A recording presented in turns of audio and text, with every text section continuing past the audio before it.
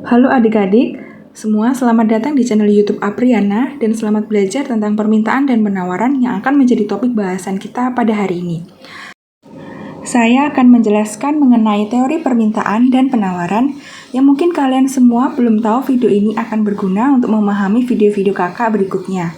Maka dari itu, sebelum kita bahas, jangan lupa subscribe channel ini, like, komen, dan juga share ke teman-teman kalian ya. Pertama, kita akan membahas terlebih dahulu dari sisi permintaan. Apa hubungan antara harga, jumlah produk, dengan permintaan? Kita akan menggunakan contoh produk handphone. Jika kita berbicara mengenai permintaan, kita akan melihat dari sisi konsumen. Ketika suatu handphone dijual dengan harga 1 juta, maka permintaan akan handphone tersebut akan sangat banyak dikarenakan harga yang murah.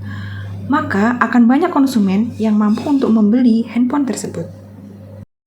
Sebaliknya, ketika suatu handphone dijual dengan harga 50 juta, maka permintaan akan handphone tersebut akan sedikit sekali. Mengapa? Karena dengan harga handphone yang semahal itu, tidak semua orang mampu ataupun mau untuk membeli handphone tersebut. Karena masih banyak kebutuhan lain yang lebih penting untuk dibeli dengan jumlah uang sebesar itu.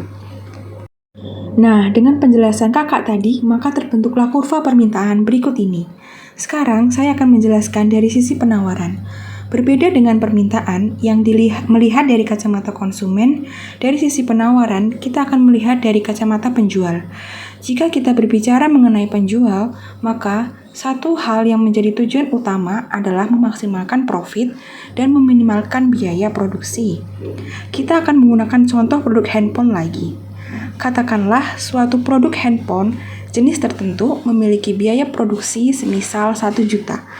Nah, ketika handphone tersebut dijual di pasaran dengan harga 1 juta, maka yang terjadi adalah pengusaha atau penjual tidak akan mendapatkan profit. Jika suatu produk tidak memiliki profit yang menarik, maka pengusaha akan berusaha memproduksi seminimal mungkin untuk menghemat biaya produksinya. Selain itu, juga tidak akan banyak pengusaha yang tertarik untuk bergerak di bidang tersebut. Hasilnya adalah penawaran handphone tidak akan banyak. Sebaliknya, ketika handphone tersebut dijual di pasaran dengan harga 50 juta, maka profit yang dihasilkan akan sangat besar. Ketika ini terjadi, maka pengusaha akan berusaha untuk memaksimalkan produksinya agar mendapatkan profit sebanyak-banyaknya. Selain itu, dengan kesempatan profit sebesar itu akan menarik minat pengusaha baru untuk bergerak di bidang tersebut. Hasilnya adalah penawaran handphone di pasar akan sangat banyak.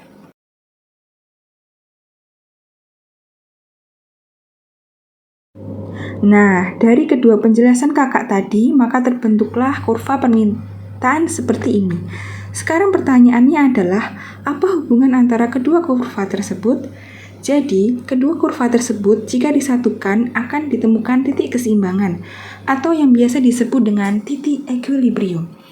Equilibrium adalah kondisi di mana konsumen setuju dengan harga yang ada di pasar dan pengusaha setuju dengan profit yang didapat sekarang. Sekarang pertanyaannya, bagaimana equilibrium dapat terjadi?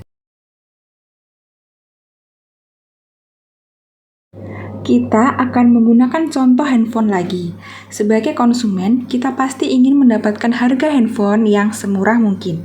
Masalahnya adalah, pengusaha tidak akan memproduksi suatu barang jika rugi ataupun tidak profit. Di sisi lain, jika harga suatu merek handphone terlalu tinggi, maka konsumen akan beralih ke kompetitor. Nah, oleh karena itu, akan ada titik temu di mana konsumen akan setuju dengan suatu level harga tertentu, yang di mana pengusaha juga setuju dengan profit yang didapatkannya. Oke, jadi sekian video dari saya. Jika kalian merasa terbantu dengan video saya, bisa subscribe, share, dan like ya. Terima kasih.